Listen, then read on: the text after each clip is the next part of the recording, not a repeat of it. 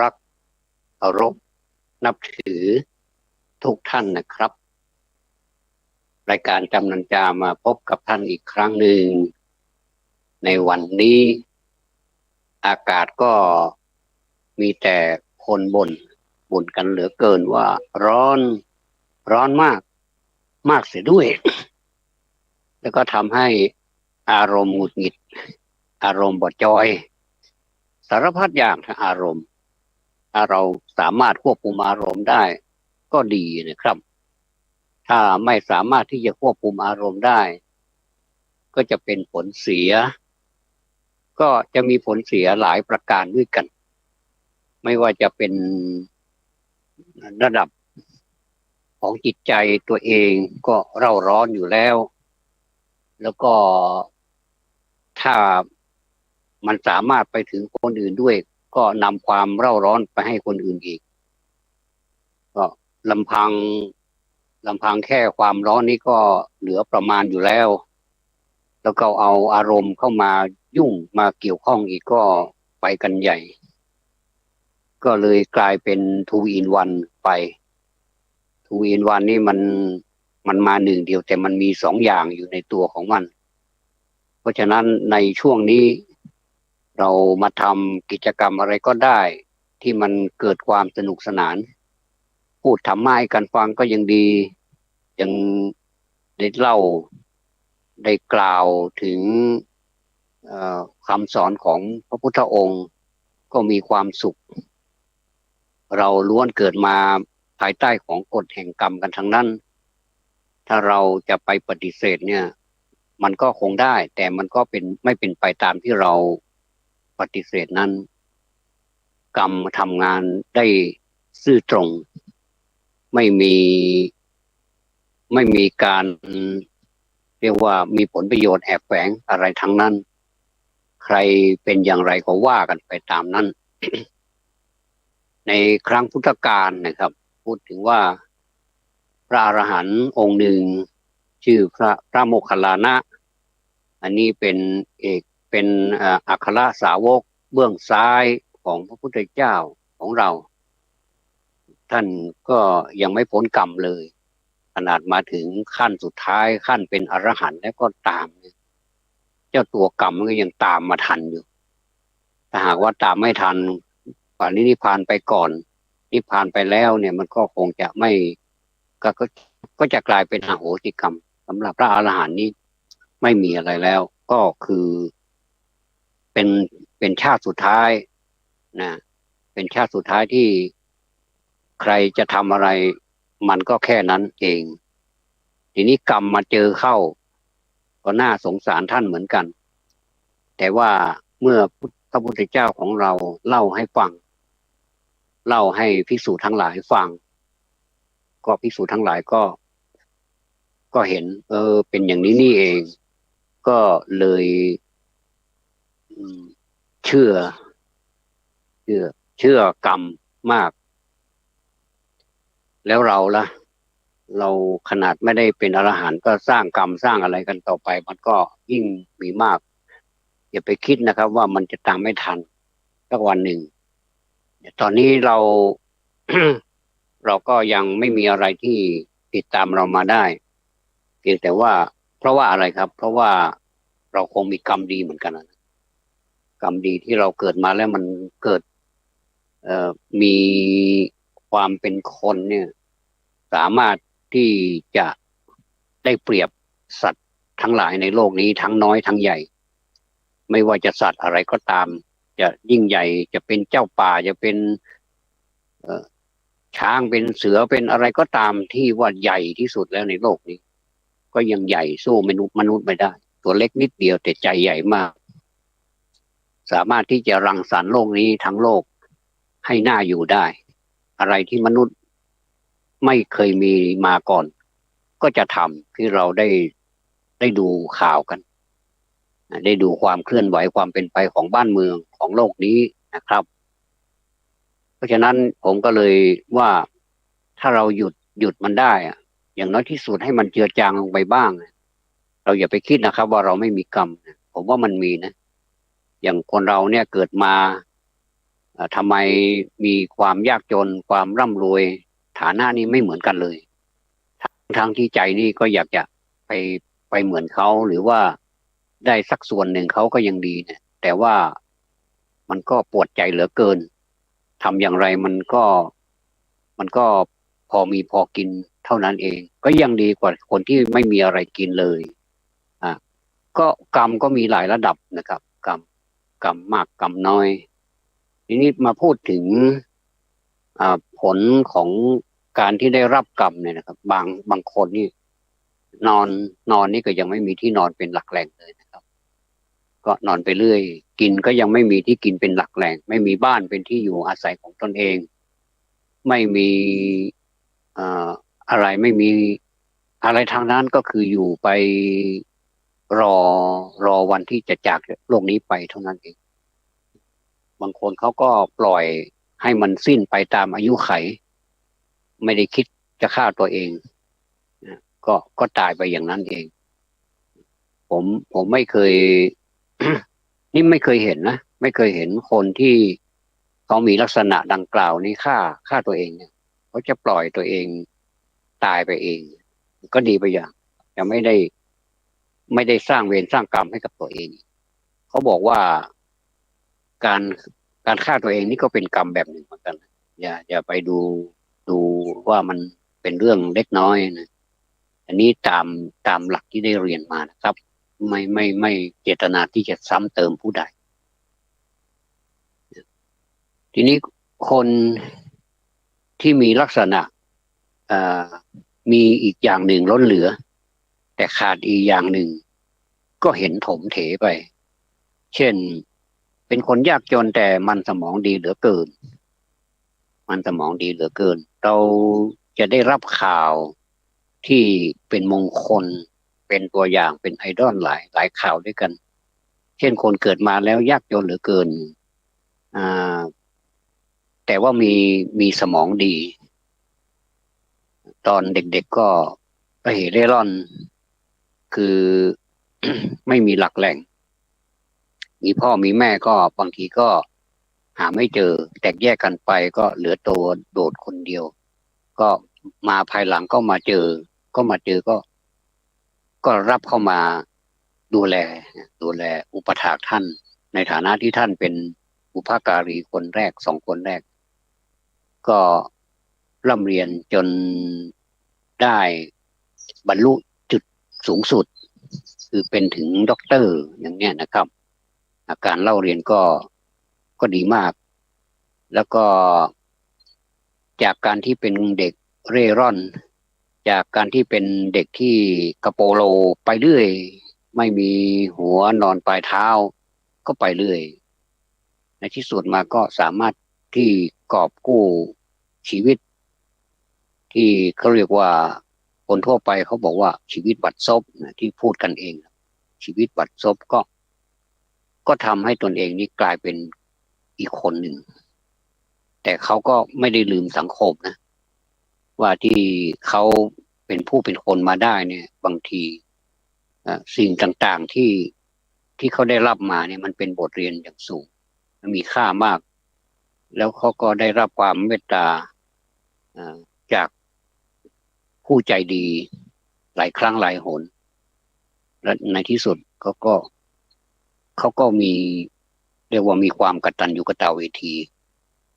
ความกตัญญูกตเวทีก็เป็นสิ่งที่ท่านบอกว่าเป็นเครื่องหมายของคนดีคนดีคนดีเป็นเช่นไรคนดีก็คือเป็นคนที่ไม่ทำให้ผู้อื่นเดือดร้อนอันดับแรกก็คือไม่ทำให้ตัวเองเดือดร้อนมีปัญญามีสติมีธรรมะประจำตนมีหิริมีโอตตัปปะความเกรงกลัวมีความละอายต่อบาปความเกรงกลัวต่อบาปอันนี้เรียกว่าคนดีคนดีไม่ใช่เป็นคนที่ไม่มีคุณธรรมถ้าไม่มีคุณธรรมไม่เรียกว่าคนดีแต่สังคมตั้งให้เขาเป็นคนดีสังคมที่ถ้าสังคม ไปสรรเสริญคนดีที่มีคุณธรรมก็ถือว่าใช้ได้แต่ถ้าสังคมไปสรรเสริญคนที่ไม่ดีแต่ว่าเอามาพูดกัน เพื่อให้คนอื่นมองตามตนว่าคนนั้นเป็นคนดีนี่ก็ก็ยังเป็นคนไม่ดีอยู่เองความสัตย์ก็คือความจริงบุคคลที่ว่านี้นะครับที่ว่าเป็นบุคคลที่ต่อสู้กับชีวิตจนได้ดิบได้ดีเนี่ยนะจนแล้วก็อยู่ในสังคมที่ดีแล้วก็เป็นคนดีอยู่ในขณะนี้เนี่ยก็แสดงว่าเขาเสมอต้นเสมอปลายเขาเสมอต้นเสมอปลายคนชิ้นนี้สิที่ควรที่จะเป็นพลเมืองดีของประเทศเป็นไอดอลเป็นตัวอย่างที่ดีของประเทศเพราะฉะนั้นต้องมองให้ดีนะครับว่าใครเป็นคนดีใครเป็นคนอย่างไรนี่คนดีนี่มีธรรมะเป็นเครื่องหมายนะครับอย่างว่านะครับมีความอดทนมีอย่างเช่นที่เขาเรียกว่ามีขันติมีโสรจะมีหิริมีโอตตัปปะ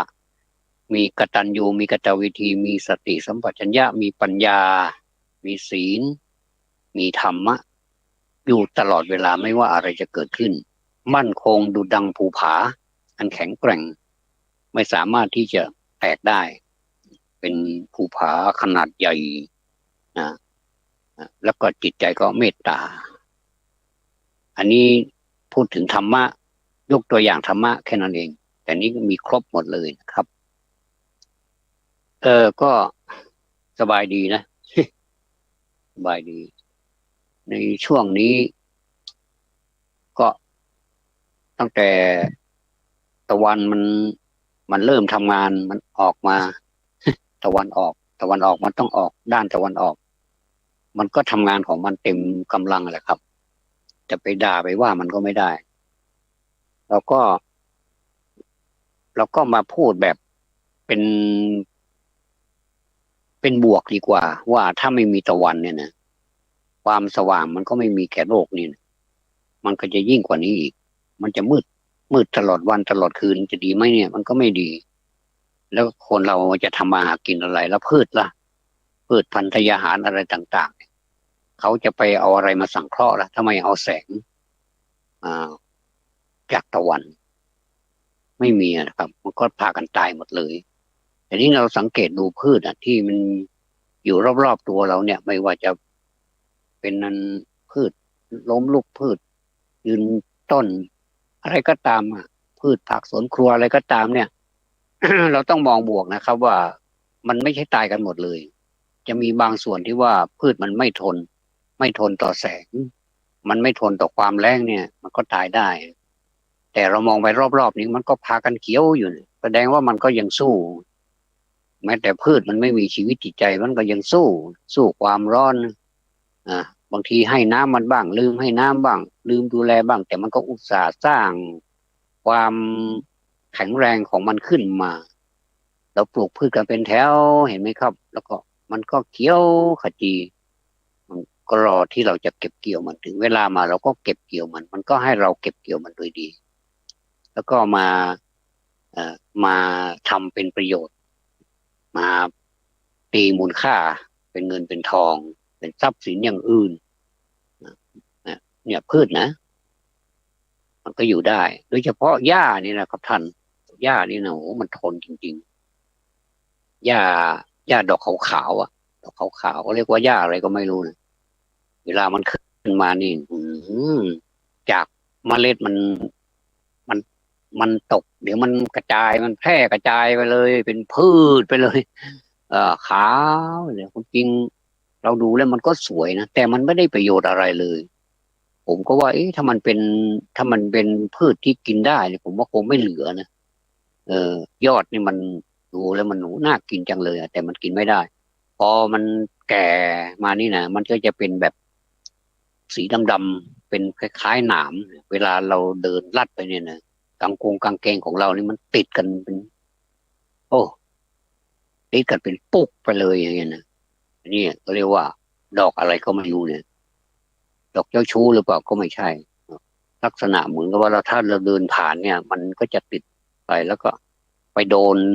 ใส่เนื้อใส่หนังเรานี่ก็เจ็บเหมือนกันนะเวลาเราปลูกอะไรเนี่ยมันมักจะขึ้นแซมที่เราปลูกนั่นแหละยิ่งเราให้น้ำพืชดีเนี่ยนะโอ้มันชอบนะมัน ชอบอยู่มันชอบปนมันชอบเป็นพลเมืองพืชทั้งที่ตัวเองนี่กินไม่ได้แต่มันก็อยากจะมีความอยู่รอดของมันเหมือนกันนะมันก็เลยตัวเอาแล้วมันก็สร้างพรรคพวกสร้างพี่ยะสร้างพี่น้องมันญาติมันเต็มไปหมดเลยเนี่ยขนาดผมมานั่งท่ามกลางสวนยาเนี่ยยาสูบนะครับเนี่ยเห็นมันโอ้ตั้งแต่ไม่รู้กี่ต้นต่อกี่ต้นเนี่ยนับไม่ได้เลยเนี่ยเต็มไปหมดเลยนี่ชาวเกษตรกรชาวสวนเขาปลูกไว้นี่จัดกันเป็นสัดเป็นส่วนมีร่องมีการวางแถววางแนวกันเป็นแถวเป็นสวยงามตอนนี้มันก็มีดอกด้วยนะครับแล้วก็เห็นมีเป็นตอเป็นอะไรนี่แสดงว่าเก็บเกี่ยวไปบางส่วนแล้วอันนี้นี่ยาสูบนี่ก็ดูแล้วเขาก็แข็งแรงดีนะขนาดเหยียบ40 องศาแล้วเนี่ย30 กว่านี่ก็โอ้โหไม่ไหวละ40นี่41โอ้โหร้อนมากเลยอ่าเขาก็ยังอยู่ได้เราดูดินแล้วมันแตกนะดินมันแตกแต่เขาก็ดำรงตนอยู่ได้เหมือนก็ท้าทายว่าพวกมนุษย์ทั้งหลายดูเราสิเรายังไม่ตายเลยเนี่ยขนาดเราก็ร้อนเนี่ยเราไม่ได้กินอาหารแบบอย่างท่านนี่นะอย่างมนุษย์นี่เราก็กินน้ำแล้วท่านก็มีอาหารเสริมอะไรให้เราบางอย่างมีปุ๋ยมียาฆ่าแมลงมียาฆ่าหญ้าอะไรมาแค่นั้นเองเราไม่ได้กินแบบสมบูรณ์อย่างท่านแต่ทำไมท่านไม่อดไม่ทนเนี่ยนะแต่ถ้าเขาว่าได้เขามีปากเขาพูดได้เขาคงจะพูดนะเพราะฉะนั้นอย่าอายพืชเลยนะถ้าเรายอมจำนนนี่แสดงว่าเราสู้พืชไม่ได้นะเราไปปลูกที่ไหนมันก็เป็นถ้าเราดูแลถ้าดูแลมันเหมือนกับชีวิตเรานะครับเราอยู่ในที่ไหนก็ตามเนี่ยไม่ต้องไปบอกว่าที่นี่มันไม่เหมาะสมสำหรับเราเนี่ยถ้าเราอยู่ได้เนี่ยมันก็เป็นไปตามธรรมชาติเหมือนนี่ปลูกพืชถ้าสมมุติว่าอำเภอแม่แตงปลูกพืชชนิดนี้ไว้กันเป็นหลายไร่ทีเดียวแล้วก็ไปปลูกที่อำเภอสันปะตองอีกก็ลักษณะเขาก็เหมือนกันสายพันธุ์ก็เหมือนกันเพียงแต่ว่าเขาย้ายที่ไปปลูกแค่นั้นเองแล้วก็ลักษณะอากาศลักษณะดินก็คงจะไม่เหมือนกันแต่เขาก็อยู่ได้อันนี้เลยได้คติจากพืชที่เขาอยู่ได้เพราะความอดทนของเขาเป็นธรรมชาติความอดทนนะพืชบางอย่างปลูกยากเหลือเกินแต่บทถ้ามันได้ออกแล้วก็โอ้โหทิ้งเรี่ยราดไปเลยมันก็ออกบางอย่างมันก็ชอบเอาใจบางอย่างมันก็ไม่ค่อยชอบเอาใจอย่างตำลึงนี่นะครับเนี่ยพูดถึงพืชไหนๆก็พูดละอย่างตำลึงเนี่ยผักแคบเนี่ยบ้านเราเนี่ยเรียกว่าผักแคบเนี่ยนะเวลาปลูกมันเราคิดว่าเดี๋ยวเราเราดูแลมันนะคือเห็นมันออกกระจัดกระจายไปเรื่อยนะแล้วก็อยากจะให้มันมาเป็นหมวดเป็นหมู่อย่างผมทำกับมะเขือพวงพวกตระกูลมะเขือพวงทั้งหลายเนี่ยมะเขือพวงมะเขือเปราะมันเนี่ยผมเอาไปรวมกันเป็นที่เดียวกันเลยเวลาไปเก็บมันสนุกดีแล้วก็มันก็รักษาง่ายด้วยมันเป็นเซตไข่เซตมันเนี่ยก็ปรากฏว่ามันออกงามเวลามะเขือพวงมันออกมานะพอเราไปมันเป็นเมล็ดมันเป็นจากจากดอกแล้วก็มาเป็นเม็ดเล็กๆแล้วก็ให้เรามาใส่น้ำพริกได้เนี่ยเอามาต้มกับน้ำพริกจิ้มน้ำพริกนี่ก็อร่อยนะก็กินมาหลายครั้งแล้วก็เราเก็บเดี๋ยวมันก็ดอกอีกถ้ากิ่งนี้เดี๋ยวมันก็ไล่ดอกกันโหขาวไปหมดเลยมันรู้สึกว่ามันดูแล้วมันสวยงามแต่ผักตำลึงนี่นะไม่เหมือนกับมะมะเขือตระกูลมะเขืออะไรเนี่ยเขาไม่ไม่ชอบเอาใจพูดง่ายๆก็คือไม่ช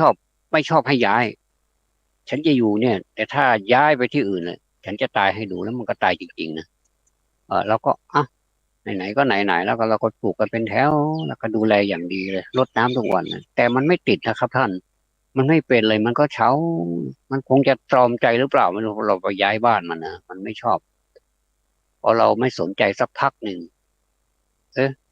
แต่มันก็ออกมาตามธรรมชาติมันตอนนี้นี่โอ้ยอดนี่กินกันสบายเลยก็คือไม่ได้ดูแลมันเลยแต่ให้น้ำนะเวลาจะรดน้ำแล้วก็เผื่อไปให้มันด้วยเนี่ยโอ้มันชอบเป็นแบบนั้นผักผักตำลึงนี่นะอืมก็อันนี้ก็แม้แต่แม้แต่นิสัยของผักของพืชนี่ก็ยังไม่เหมือนกันเลยเนาะไม่เหมือนกันบางอย่างก็ชอบอยู่ที่ร่มไม่อยากจะออกไปไหนกลัวผิวจะเสียอะไรประมาณนี้ต้องอยู่ในที่ร่มบางอย่างก็อยู่ในที่รำไร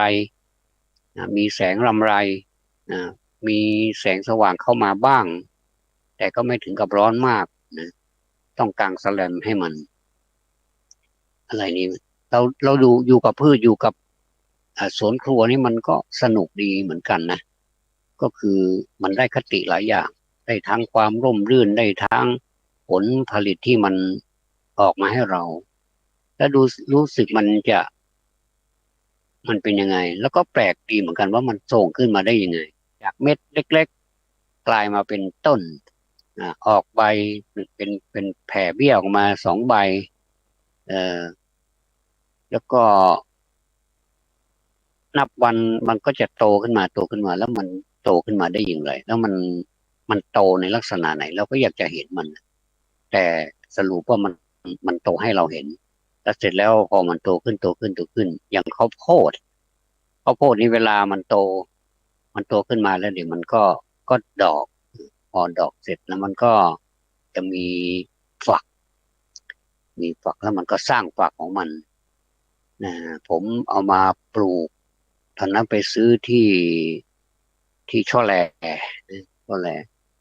ซื้อมาแล้วผมก็มาปลูกไม่ทราบว่าจะถูกตามหลักวิชาการหรือเปล่าไม่รู้นะผมก็มันมีเมล็ดไม่มาก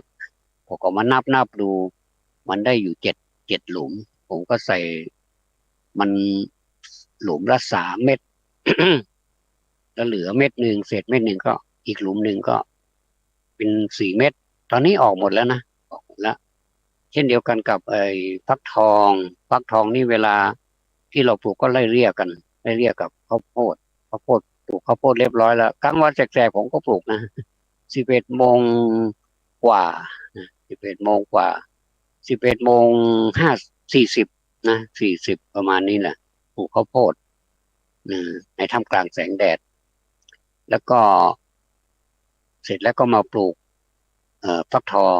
อันนี้ก็7 หลุมเหมือนกันก็มีรู้สึกเมล็ดมันจะเท่ากันเลยนะครับเมล็ดจะเท่ากันเลยเป็นฟักทองเป็นเป็นผิวอะไรผิวข้างโคกข้างในมันจะเขาอธิบายข้างสองว่าข้างมันจะหวานมันจะมีรสหวานและทนแรงแล้วก็ผมก็เอาไปใส่7 หลุมหลุมหลุมสุดท้ายก็เป็น4 เม็ด4 เมล็ดตอนนี้ก็ออกตามนั้นทุกประกาศก็ดีใจที่มันออกมาแล้วก็อยากจะเห็นว่ามันจะเป็นอย่างในภาพหรือเปล่าแต่มีแนวโน้มว่ามันจะรอดเพราะว่าพืชที่ว่าเนี่ยไม่ว่าจะฟักทองก็ตามไม่ว่าจะข้าวโพดก็ตามเนี่ยเขาทนแรงแล้วเขาเวลาให้ผลผลิตเนี่ยนะโดยเฉพาะอย่างยิ่งข้าวโพดเนี่ยเวลามันออกมาแล้วต้นมันจะสูงแล้วดูมันจะเป็นแถวเป็นแนวนะดูแล้วมันสบายตาตอนนี้ข้าวโพดนี่ไม่ว่าที่ไหนเขาก็เป็นพืชเศรษฐกิจอ่าเป็นเรียกว่าเป็นที่นิยมของคนนะยิ่งไปเจอแบบอ่าที่นุ่มๆเอาไปต้มเอาไปนึ่งแล้วมันนุ่มๆหวานเนี่ยคนชอบกินกันเราจะสังเกตดูไม่ว่าจะไปทางไหนนะตอนเนี้ยข้าวโพดเนี่ยเขามันผมก็ไม่เข้าใจนะทีแรกว่าเอ๊ะข้าวโพดกับข้าวสาลีนี่มันอันเดียวกันไหมเนี่ยแสดงว่าข้าวโพดนี่เป็นลูกพี่แต่ข้าวสาลีนี่เป็นลูกน้องใจผมจริงๆนี่ผมชอบข้าวสาลีมากกว่าเพราะข้าวสาลีนี่มันนุ่มมันเป็น ยิ่งเป็นพันธุ์พื้นเมืองที่เขามาปลูกกันสมัยก่อนเนี่ยเอามาต้มแล้วมันอร่อยมันอร่อยแล้วก็มันเวลาถ้าเรารับประทานเนี่ยมันรับประทานง่ายกว่ามันนุ่มหอมกว่า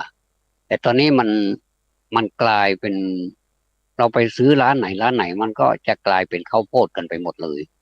เราก็ต้องซื้อมาครับเห็นว่าอันนี้มันควรจะมันน่าจะมันน่าจะนุ่มนะเนี่ยเราก็ซื้อมากินด้วยมาเหมือนกันเลยมันจะมีสีมีอะไรเออแล้วก็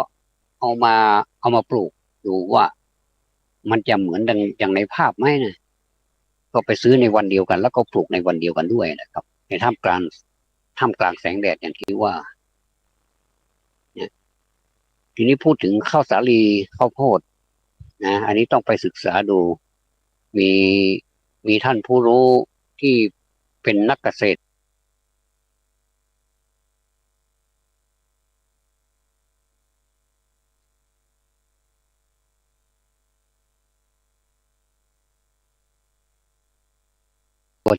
จริงเท่านั้นนะที่สามารถอธิบายได้นี่ผมทำความเข้าใจนะว่า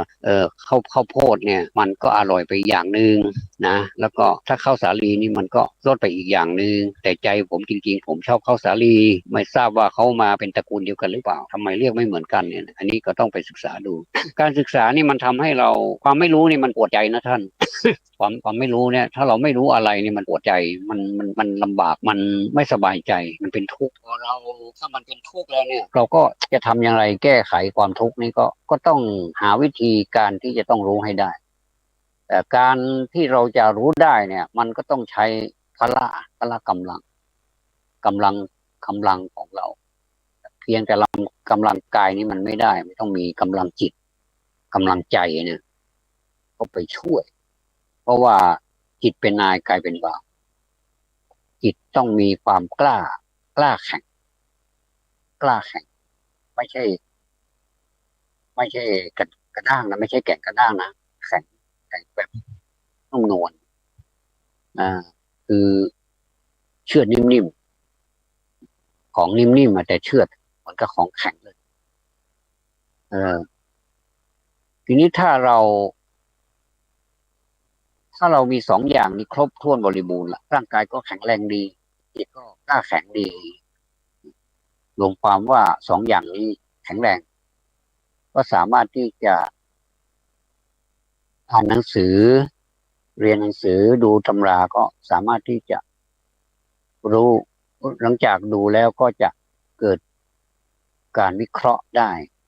ว่าอันนี้มันคืออะไรแล้วก็แยกประเด็นออกมาบางทีมันก็มีหลายประเด็นครับบางทีก็เป็นความเห็นบางทีก็เป็นความจริงความเห็นกับความจริงอย่างกับสื่อทุกวันนี้เราไปดูนี่ถ้าเราแยกไม่ออกเราก็บอกว่าที่เขาพูดมานี่เป็นความจริงหมดเนี่ยอันนี้แสดงว่าเราไม่ได้แยกแยะว่าเขาพูดเป็นความเห็นหรือพูดเป็นความจริงที่เขาเรียกรวมกันว่าเป็นข้อเท็จจริงนั่นแหละครับมันอาจจะมีเท็จก็ได้มันอาจจะมีจริงก็ได้มาปนกันนี่เราก็ไปตีความว่ามันถูกต้องหมดมันก็ไม่ได้เพราะฉะนั้นนี่เราจะดับทุกข์นี่ได้อย่างไรนี่เราก็ในเมื่อมันไม่รู้เราก็ทำให้มันรู้เหมือนเราไม่มีตังค์มันทำไมไม่มีตังค์เพราะเราไม่หากินมันก็ต้องไปหากินและหากินแบบไหนต้องหากินแบบถูกกฎหมายด้วยเนี่ยมันก็สบายใจไม่ต้องไปหลบไปหลีกไม่ต้องไปหลบไปซ่อนอันอย่างเนี้ยเขาเรียกว่าหากินแบบสบายๆถูกต้องตามกฎหมายหรืออย่างไรแล้วให้มันเกิดความสบายใจก็ทำกันไปก็แล้วแต่ท่านนะครับท่านสะดวกแบบไหนก็ไม่มีใครว่าขอให้มันเป็นเอ่อการไม่เบียดเบียนกันผมว่าการที่มีอาชีพเนี่ยบางทีมันก็เป็นหนทางที่ทำให้คนเบียดเบียนกันเหมือนกันนะเพราะว่าธรรมชาติของคนนี้มันก็มีความมีการเบียดเบียนโดยเกิดมาจากความเห็นแก่ตัวเป็นหลักก่อนแล้วก็การเบียดเบียนนี้จึงเกิดขึ้นมาโดยที่ว่าไม่ได้ตั้งใจหรอกอย่างเช่นการไปทำธุรกิจเป็นค้าขายสมมุติว่าทำมาหากินโดยการเป็น ตั้งร้านค้าขึ้นมาในที่ใดที่หนึ่งเป็นตลาดเป็นอะไรก็แล้วแต่พอดีมันก็ต่างคนก็ต่างมีทุนลงทุนกันเพราะดันมาอยู่ใกล้กันด้วยก็เปิดร้านก็เป็นร้านของชำร้านนู่นก็มีร้านนี่ก็มีแรกๆก็ดีอยู่นะพอนานไปนานไปพอร้านอีกร้านหนึ่งขายดีอีกร้านหนึ่งขายไม่ค่อยดีก็ก็เลยเกิดขัดใจกันขึ้นมาแบบเอาดื้อๆเลยทั้งที่ไม่รู้เรื่องรู้ราวไม่มีสาเหตุเลยนะคือไม่ชอบกันขึ้นมาเฉยๆอย่างนั้นเลยดื้อๆเลยเอากันแบบนั้นเลยก็ก็เป็นสาเหตุของการเกิดความอิจฉาอีกร้านหนึ่งด้วยว่าทำไมเขาขายได้เราก็มีของเหมันเขานะแล้วเผลอๆบางอย่างอะของเราก็ยังถูกกว่าด้วยทำไมเขาไม่ซื้อของเราก็เขาก็ไม่รู้ตัวนะคนอีกคนหนึ่งที่เขาขายได้นี่เขาก็ไม่รู้ตัวแต่อีกคนหนึ่งนี่ร้อนรุ่มกลุ้มใจเหลือเกินเพราะว่าถูกไฟริษยาไฟโทสะนี่เผาเอาโอ้จนได้ที่แล้วก็หาเรื่องอย่างใดอย่างหนึ่งก็ได้ทำให้อีกคนหนึ่งรู้ว่าตัวเองไม่ชอบเขานะเออเขานี่ไม่ชอบตัวเองนะบางทีพูดกลับกันเขานี่ไม่ชอบตัวเองนะฉันไม่ชอบเธออืมแล้วก็อะไรจะเกิดขึ้นคนนั้นก็ไม่รู้อีโหนอีเหน่อะไรสักอย่างก็พอรู้ตัวแล้วก็เกิดระแวงเกิดความไม่สบายใจเหมือนกันอยู่ดีๆแท้ๆอยู่ดีๆแท้ๆก็หาเรื่องกันจนได้อย่างเนี้ย ในที่สุดมาก็จากการเป็นมิตรเป็นเพื่อนบ้านที่ดีต่อกันนี่พบหากันทักทายกันดีเนี่ยเป็นปกติก่อนที่ยังไม่มีธุรกิจที่ทำเนี่ยมาเปิดร้านจะไม่แข่งก็เหมือนดูแข่งนะแต่ว่ามันเป็นธรรมชาติตามธรรมชาติลูกค้าเขาจะมาซื้อหาเขาจะมาทำอะไรนี่เป็นเรื่องของลูกค้าไม่ได้เกี่ยวกับเราแต่เรานี่มีหน้าที่ที่จะไปบริการลูกค้า ไม่ได้ตำหนิตัวเองนะว่าเอ๊ะตัวเองนี่มีอะไรบกพร่องหรือเปล่านะเราบริการการจัดร้านดูไม่สะอาดหรือเปล่าเนี่ยอันนั้นก็ต้องสำรวจดูวิเคราะห์ดูนะครับว่าร้านของตัวเองนี่น่าเข้ามาซื้อของไหมอะไรเนี่ยเออถ้าสมมติว่าอันนี้ก็ไม่มีปัญหานี่เราแล้วก็จัดการสะอาดสะอ้านอะไรอยู่ที่ไหนเราก็จัดอย่างเป็นระเบียบเรียบร้อย อย่างมาซื้อของชิ้นหนึ่งเนี่ยเราก็บอกได้เลยว่าอยู่ตรงนั้นอยู่ตรงนี้เหมือนกับที่ห้างเขาทำอ่ะเขาก็จะบอกป้ายเลยว่าตรงนี้มันเป็นอะไรเครื่องครัวนะเนี่ยเขาก็จะเป็นเครื่องครัวหม้อกระทะอะไรต่างๆเตาแก๊สอะไรประมาณนี้ที่อยู่ในครัวก็จะยาวไปเลยอันนี้เป็นช่องของเครื่องครัวอันนี้เอ่อเป็นช่องของนมกล่อง พัชไลท์นมอะไรต่างๆก็จะเป็นนมเป็นขนมก็จะเป็นทางวางเป็นเป็นที่เป็นช่องไปเราไปหาแล้วมันง่ายเนี่ยแล้วตัวเองมีอย่างนั้นหรือเปล่าแต่ถ้ามีมันก็มีปัญหาทำไมเราก็ทำดีนะสวยมากเลยร้านเรานี่สวยมากเลยมาถึงก็เอ่อซื้ออะไรนี่เขาก็จะไปหยิบได้เลยแล้วก็ไม่ต้องหาดูนานลูกค้าก็ไม่ชอบมานานหรอกครับเขาได้ของแล้วเขาก็ไปละจ่ายตังค์เขาก็ไป เนี่ยอันนี้ก็ไม่มีปัญหานี่นะทำไมมันก็ต้องหาสาเหตุให้ได้อะนะเอาผลสุดท้ายมาลงที่ตัวเองนี่หน้าไม่ค่อยดีเลยอ่ะหน้าไม่ค่อยดีเลยไม่ค่อยยิ้มแย้มแจ่มใสไม่มีอัธยาศัยไมตรีเวลาลูกค้าไปเลือกของก็บอกว่าเลือกมากเกินไปมันเหมือนกันหมดละไม่ต้องเลือกมากอะไรเขาก็จำไว้นะลูกค้าจากคนหนึ่งไปสู่อีกคนหนึ่งบอกว่าร้านนั้นไม่ต้องไปนะพูดจาไม่ค่อยดีเลยแต่อีกร้านหนึ่งนี่อัธยาศัยไมตรีดีมากเลยว่าอันนี้มันมีหลายอย่างนะ เอาเลือกเอาเลยไม่เป็นไรเลือกเอาเถอะเวลาลูกค้าเลือกแล้วมันโอ้โหมันไม่เป็นที่เป็นทางแล้วนะเวลาเหมือนกับเราร้านเสื้อร้านอะไรเนี่ยเวลาเราเลือกอ่ะเขาบอกไม่เป็นไรค่ะเดี๋ยวจัดให้จัดใหม่ได้ไม่เป็นไรเชิญตามสบายค่ะบางทีมีน้ำเย็นมาให้กินด้วยโอ้ถ้าแบบนี้มันก็ลูกค้ามันก็เข้าร้านนี่สิมันจะไปเข้าร้านที่ว่านั้นทำไมใช่ไหมมันก็ เป็นอย่างนี้นี่เองแล้วก็ปรับปรุงตัวเองสุดท้ายมาเดี๋ยวมันก็มีลูกค้ามาเหมือนอีกร้านนั่นแหละ เพราะว่าอะไรสาเหตุที่ตัวเองยังไม่ค้นพบตัวเองอันนั้นแหละเป็นทุกข์มากเลยว่ามันเป็นเพราะอะไรนะเนี่ยพอดีเดินผ่านกระจกก็เลยอ๋อเพราะหน้าเราไม่ยิ้มนี่เองอ่ะก็หัดยิ้มหัดพูดจาปราศัยดีอย่างกับร้านที่เขาพูดจาดีนั่นเนี่ยเราก็อืมทำเหมือนเขาบ้างนะบางอย่างมันก็แบบว่าต้องยอมเสียเปรียบอย่าไปคิดว่าร้านของเราก็มีนะแถมยังราคาถูกซะด้วยเนี่ยมันไม่ถูกเออแต่ว่าอย่างอื่นเนี่ยที่ให้เป็นของแถมก็เนี่ยนะการยิ้มการทักทายมีอะไรก็จะรับอะไรก็เชิญนะคะเชิญนะครับยินดีต้อนรับว่าไปเดี๋ยวเขาก็มาอีกเขาก็พาพรรคพวกมาอีกเนี่ยเวลามีเทศกาลมีอะไรเนี่ยโหร้านค้าขายนี่ขายของอยู่โอ้ขายดีเหลือเกินระเบิดระเบ้อเห็นแล้วเข้ากันเป็นแถวเทศกาลที่ผ่านมาเนี่ยเทศกาลสงกรานต์เนี่ยนะไม่ว่าจะเป็นเครื่องใช้ไม้สอยเป็นของถวายพระอะไรส้มปล่อยเทียนธูปโอ้สารพัดอะเข้าไปในร้านนั้นขายสนุกอ่าไม่ไม่อยากจะไปไหนอะนะอยู่กับบ้านเนี่ยมันก็เขาก็เอาเงินมาให้ที่บ้านเลยไม่ต้องเดินไปหาเงินที่ไหนอยู่ที่บ้านนะขอให้จัดร้านให้เตรียมให้พร้อมเลยมีของให้ครบแม้แต่ได้แต่เข็มมันก็ยังมาซื้อเลยนะเกลือนี่มาซื้อของทุกชนิดว่างั้นเถอะนะมาซื้อเพราะฉะนั้นนี่การคิดวิเคราะห์แยกแยะนี่แหละมันทำให้เราจากที่เรามีความทุกข์เนี่ยมันก็จะกลับกลายเป็นความสุขไปได้นะครับก็มีธรรมะอะไรอีกที่มันทำให้เราลำพังเราไปหัดยิ้มหัดอะไรนี่มันก็ดีนะหัดยิ้มหัดทำอะไรสายไมตรีอะไรนี่เขาเรียกว่า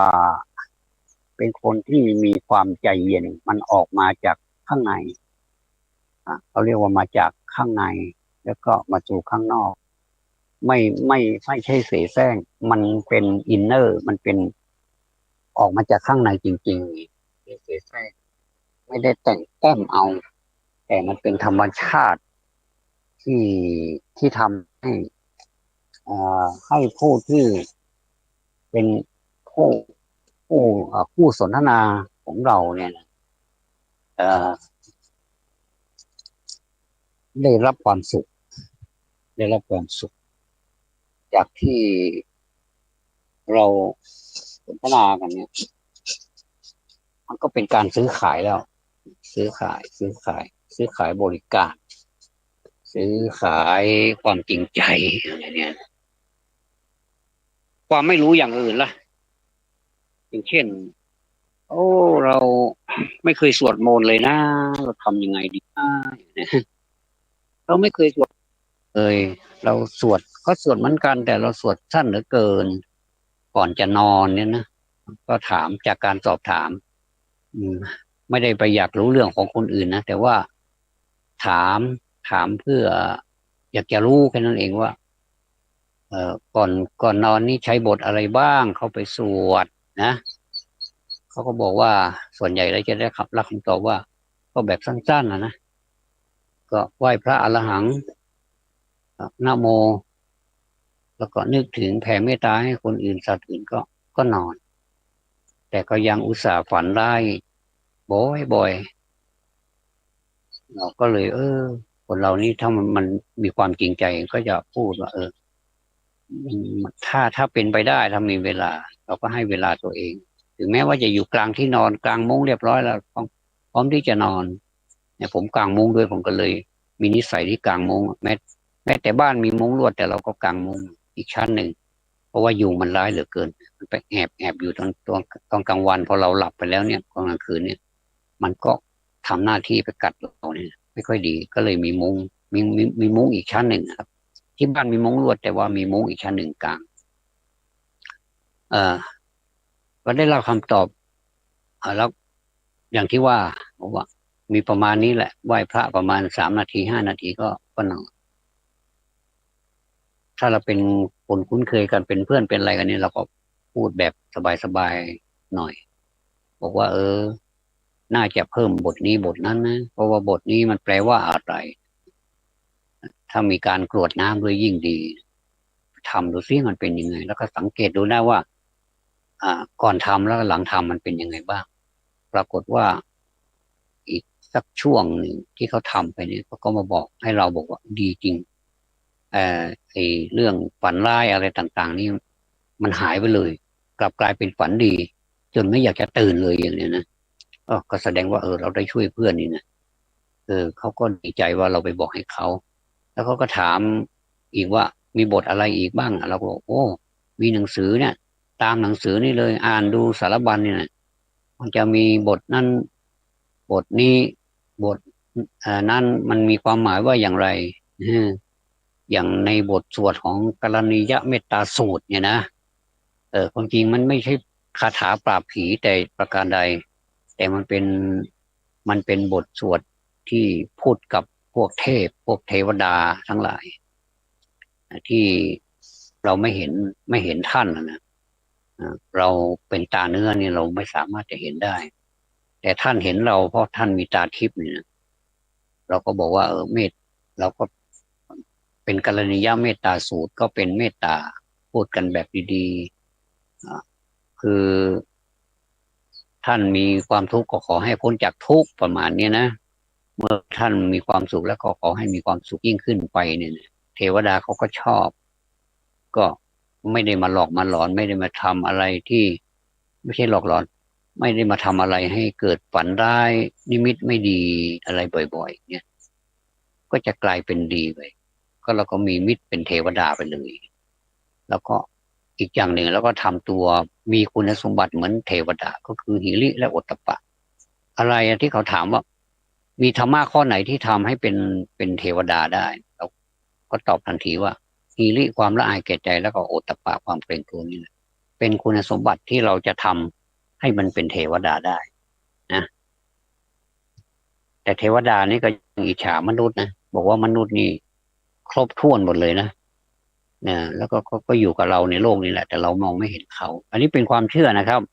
เป็นความเชื่อที่สอนตามกันมาว่าในโลกนี้มันมีเทวดาจริงๆอันนี้เราก็ไม่รู้ว่ามีจริงหรือเปล่าแต่ว่าโดยอนุมานแล้ว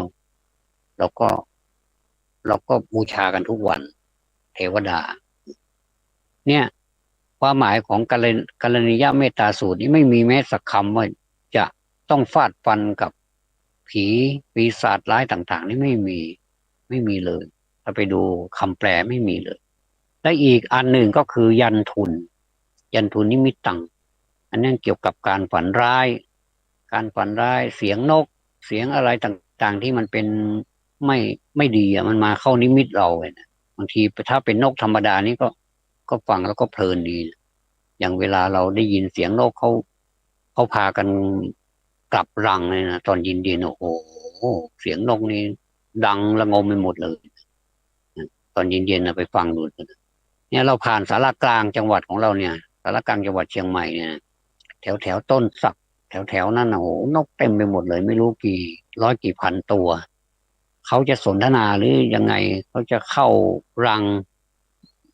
อาจจะมีการสนทนาอะไรกันตามภาษาของเขาอะนะเสียงดังไปหมดเลยเนี่ยที่บ้านผมก็เสียงนกเพราะมันมีต้นไม้ใหญ่นะเสียงนกดังไปหมดเลยไม่ใช่นกแบบนั้นที่มาเข้าฝันเรานะมันเป็นนกแบบเหมือนกับเป็นนกที่ไม่ดีนกเกเรอะไรเนี่ยแล้วก็มันทำให้เรานี่กลัวเลยในความฝันนะกลัวเราก็เลยไม่กล้าหลับไม่กล้านอนนะถึงนอนไปก็เตรียมตัวว่าคืนนี้เราจะฝันอะไรอีกเนี่ยนะเราก็ไปแนะนำบทนี้อันนี้ยันทุนนิมิตังอวมังคลันจโยมันจะแปลเป็นไปนะครับความเป็นมงคลความเป็นไม่มงคลทั้งหลายอ่าการฝันอะไรที่ไม่ดีทั้งหลายเนี่ยก็ขอให้ระงับไปอันนี้นะมันมีทั้งรอบของพุทธ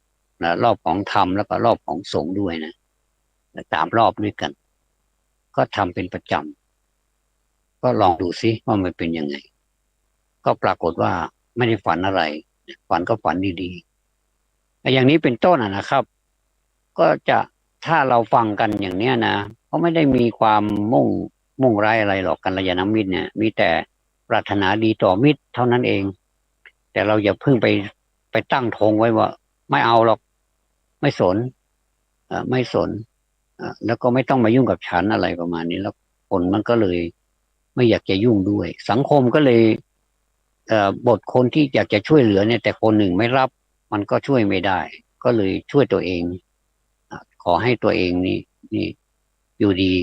แต่คนอื่นนี่ไปแผ่เมตตาไม่ได้แต่มันก็ยังมีอยู่นะครับคนนี้ไม่ยอมรับแต่อีกคนหนึ่งเห็นด้วยแล้วก็ไปในที่คนที่เขาเห็นด้วยเขายอมรับเราเนี่ยมันก็จะมันก็จะประสบความสำเร็จส่วนคนที่เขาไม่ยอมรับก็ปล่อยเขาไปสักวันหนึ่งเขาก็คงจะคิดเองได้คิดเองไม่ได้ก็เป็นกรรมของเขาไปอันนี้ก็เรียกว่าเรากำลังบำเพ็ญอุเบกขาพรหมวิหารคือเฉยๆซะนะทำเป็นใจเป็นกลางนะบอกเขาไม่รับก็แล้วแต่กรรมของเขาก็ทำอะไรไว้ก็ให้รับกันไปตามนั้นเนี่ยอันนี้ก็เนี่ยความไม่รู้ทั้งหลายเนี่ยนะมันก็เลยปวดใจอย่างที่ว่ามันเป็นสิ่งที่เอ่อมันเป็นสิ่งที่เป็นอุปสรรคเหลือเกินสำหรับการดำรงชีวิตเนี่ยความไม่รู้เนี่ยอย่างผมอยากจะรู้ภาษาต่างประเทศสักภาษาหนึ่งเนี่ยแต่ผมไม่รู้ว่าผมอยากจะพูดได้นี่ก็เป็นทุกข์นะทีนี้เราจะทำอย่างไรเราก็ต้องลงไปเรียนเข้าไปเรียนให้มันแบบให้ใกล้ภาษาเจ้าของภาษามากที่สุดเลยว่าเขาพูดอะไรเขาพูดเหมือนเราหรือเปล่าความหมายอันนี้มันเป็นอย่างไรทับศัพท์หรือเปล่าบางทีก็เลยไปเจอในหนังสือธรรมะหัวข้อธรรมะต่างๆบางทีเขาก็ใช้ทับศัพท์อย่างทิฏฐธรรมมิกถาประโยชน์เขาก็ใช้ทิมิตทิฏฐธรรมมิกถาประโยชน์กับทับศัพท์เหมือนกันนะและอีกอย่างถ้าอย่างอื่นนี้เขาก็ใช้ภาษาเขาแปลว่าอะไรนี่มันก็จะพูดได้อ่าถ้าเราอยากจะรู้แต่เราไม่เรียนมันก็ปวดใจอยู่นั่นแหละมันก็ไม่สบายใจอยู่มันก็เป็นทุกข์อยู่นั่นแหละไม่ได้รับการแก้ไขต้องได้รับการแก้ไขโดยการเข้าไปเรียนรู้ธรรมะของพระพุทธเจ้าเหมือนกันนะมีมากมายมีเหมือนกับใบไม้อยู่ในป่าพระพุทธเจ้าท่านเปรียบใบไม้เหมือนในธรรมะของพระองค์นี่เหมือนใบไม้ที่อยู่บนต้นไม้ในป่าใหญ่ป่าทึบป่ามโหฬารป่าใหญ่นั่นนะเออ ถ้าเราจะเอาทั้งป่ามานี่มันจะไหวไหมเนี่ยมันก็ไม่ไหวพระพุทธเจ้าสอนให้เราอ่าเด็ดมาหรือว่าหยิบมาสักไม่กี่ใบขอให้อยู่แค่ในกำมือของเรานี่เราปฏิบัติตามเนี่ยในกำมือของเราเนี่ยก็ถือว่าดีแล้วล่ะนะดีกว่ามันเป็นมือเปล่าๆไม่ได้มีใบไม้อะไรเลยใบไม้นี่หมายถึงธรรมะนะใบไม้ใบหนึ่งก็อาจจะเป็นธรรมะหนึ่งข้อหรือว่า ถ้าใบใหญ่หน่อยก็จะเป็นธรรมะ3 4 5 ข้อแม้กระทั่งเป็น10 ข้อ10 กว่าข้อก็ยังมีเลยอุปกิเลส16เนี่ยอยู่ในกำมือของเรานะเอาเฉพาะนี่ในกำมือนั่นแหละมาเรียนแล้วก็มาปฏิบัตินะเกิดถ้าเราไปเอาใบไม้มาเป็นป่าเลยเนี่ยเราก็ไม่รู้จะไปปฏิบัติอันไหนเพราะมันเต็มไปหมดปฏิบัติไม่ไหวชั่วอายุไขนี่คงจะไม่ไหวแล้วมันจะหมดอายุซะก่อนแต่ว่าถ้าเราเอามาแค่กำมือนี่ปฏิบัติตามกำมือแค่นั้นเองพระพุทธเจ้าท่านเปรียบเทียบขนาดนี้แล้วนะครับอย่าไปซีเรียสอะไรกับธรรมะมันมากมายเหลือเกินแล้วจะไปปฏิบัติแบบใดอย่างไหนเนี่ยบางทีก็ปฏิบัติธรรมอยู่แท้ๆก็มาเป็นทุกข์ซะนี่เนี่ยไม่ใช่เป็นการที่จะปล่อยวางอะไรเลยกลับเข้าไปยึดถือว่าทำข้อนี้เราต้องทำให้ได้ซีเรียสเหลือเกินเครียดมากๆกับการปฏิบัติธรรมคนปฏิบัติธรรมนี่ไม่ต้องเครียดต้องยิ้มเป็นเป็นชัยชนะแหละยิ้มชนะไปครึ่งแล้วถ้ายิ้มวิจัยเย็นนะครับถ้าใจไม่เย็นพอนี่ปฏิบัติธรรมนี่มันก็เหมือนกับไม่ได้อะไรเลยเสียเวลาเปล่าๆเอาอย่างนี้ก็แล้วกันปฏิบัติธรรมให้อยู่ในกำมือแค่นั้นพอเพราะในกำมือนั้นถ้าอยากจะให้มีนี่มันมีอะไรบ้างเนี่ยบอกเอาสติก่อนไปเอาสติเอาสัมปชัญญะ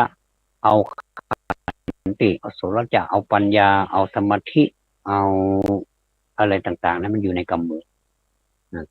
มันก็สมมุติขึ้นมาว่าในกำมือของเรามีอะไรบ้างแบบสมมุติตั้งจิตอธิษฐานว่าในกำมือของเราเนี่ยมีใบไม้อยู่10 ใบเนี่ยนะมันประกอบไปด้วยอะไรบ้างตั้งจิตอธิษฐานเราจะปฏิบัติอย่างไรเนี่ยตามลำดับธรรมานุธรรมะปฏิปฏิบัติธรรมะอันใดก่อนอันใดหลังเป็นเป็นอย่างนี้เรื่อยไปมันจะมีเป็นหมื่นเป็นแสนก็ปฏิบัติเหมือนอยู่ในกำมือก็ก็เป็นเรื่องที่เราก็เล่าขานกันสืบต่อมาว่าก่อนเสด็จดับขันเนี่ยพระองค์ท่านมีธรรมะมากมายในโลกนี้เหมือนกับป่าไม้ที่มีใบไม้เยอะๆธรรมะของท่านมากมายแต่ถ้าสรุปแล้วเนี่ยอ่าก็จะมีหัวใจก็คือหัวใจของพุทธศาสนาเนี่ยมีสามข้อใช่ไหมครับก็มีการไม่ทำบาปและการทำบุญทั้งปวงการไม่ทำบาปทั้งปวงก็คือยังกุศลให้ถึงพร้อมนั่นแหละนะครับอันเดียวกันแล้วก็ทำจิตใจให้ขาวรอบหรือว่าบริสุทธิ์ผุดผ่องอยู่เสมอนะก็อันนี้ก็เป็นหัวใจแต่พระพุทธเจ้าท่านย่อมาเป็นหนึ่งเดียวก็คือความไม่ประมาทเท่านั้นเองนะอันนี้คือหลักการที่มันไม่ได้ซับซ้อนอะไรเลยนะครับเราอย่าไปอคติก็คือกลัวซะก่อนมันก็จะกลายเป็นปฏิบัติไม่ได้แล้วก็กลัวว่าธรรมะนี่มันปฏิบัติยากจริงๆแล้วมันก็เป็นธรรมชาติอยู่ใกล้ๆตัวเราอยู่ในตัวเรานี่เองเรามองตัวเองว่าเป็นอนิจจังทุกขังอนัตตาอันนี้ก็เป็นธรรมะเหมือนกันธรรมะก็คือพิจารณาตัวเองว่าเราไม่ใช่เรานะของเราก็ไม่ใช่ของเราไม่ใช่ของใครทั้งนั้นไม่ใช่ของเขาด้วยไม่ใช่ของเราด้วยเป็นสมบัติส่วนกลางใครจะใช้ก็ได้ใครอยากจะมาเกิดก็ทำคุณสมบัติในการที่จะมาเกิดเดี๋ยวมันก็เกิดยิ่งคุณสมบัติครบถ้วนหมดเลยให้ทานรักษาศีลภาวนานี้ครบถ้วนหมดเลยก็จะประสบความสำเร็จ3 อย่างคือให้ทานก็เกิดมาแล้วก็จะเป็นคนที่มั่งมีสีสุขมีทรัพย์สมบัติมากแล้วก็รักษาศีลก็จะเกิดมาเป็นคนที่รูปร่างไม่ขี้เหร่เป็นผู้ชายก็หล่อเป็นผู้หญิงก็สวยตามธรรมชาติของสตรีนั่นแหละแล้วก็ภาวนาก็คือเกิดมาแล้วมีปัญญาก็ก็ทานคือเกิดโภคทรัพย์ต่างๆศีลคือเกิดรูปเกิดหน้าตาเกิดร่างกายที่ไม่พิกลพิการไม่กิเลสว่างั้นเถอะเกิดมาก็หล่อพอสมควรบางทีก็หล่อไปวัดไปวาได้ก็อยู่ที่ความเข้มข้นของการปฏิบัติอีกนะว่าปฏิบัติมากน้อยแค่ไหนเพียงไรถ้าปฏิบัติแบบอุกฤษมันก็จะได้เยอะได้เยอะหล่อก็หล่อเยอะหล่อก็ทะลุไปเลยสวยก็ทะลุไปเลยอย่างเนี้ยแล้วก็ถ้าภาวนาแล้วภาวนานิดๆหน่อยๆมันก็จะได้นิดๆหน่อยๆปัญญาก็บางทีก็ความโง่เขลาเข้ามาบังโมหะเข้ามาบังก็เลยไม่เกิดปัญญาอันนี้เขาเรียกว่าแบบไม่จริงจังถ้าภาวนาจริงๆก็จะเกิดปัญญาจริงๆนั่นแหละครับนั่นคือผลของทานศีลแล้วก็ภาวนาถ้าท่านเครียดก็ขออภัยด้วยครับอันนี้เรามาพูดกันเพื่อเป็นการย้ำเตือนกันแค่นั้นเองเวลาใกล้จะหมดอีก2 นาทีผมก็เลยขออนุโมทนาท่านที่ฟังรายการนี้แล้วผมก็ขอส่วนบุญที่ได้ดำเนินรายการนี้เป็นกตัญญูกตเวทิตาต่อบุพการีมีคุณแม่คุณพ่อเป็นต้นเป็นประธานรวมไปถึงญาติพี่น้องทั้งหลายรวมไปทั้งสัตว์ทั้งคนทั้งเทพพยดาทั้งโลกนี่แหละให้มีความสุขเมื่อมีความทุกข์ก็ขอให้พ้นจากทุกข์เมื่อมีความสุขแล้วก็ขอให้สุขยิ่งขึ้นไป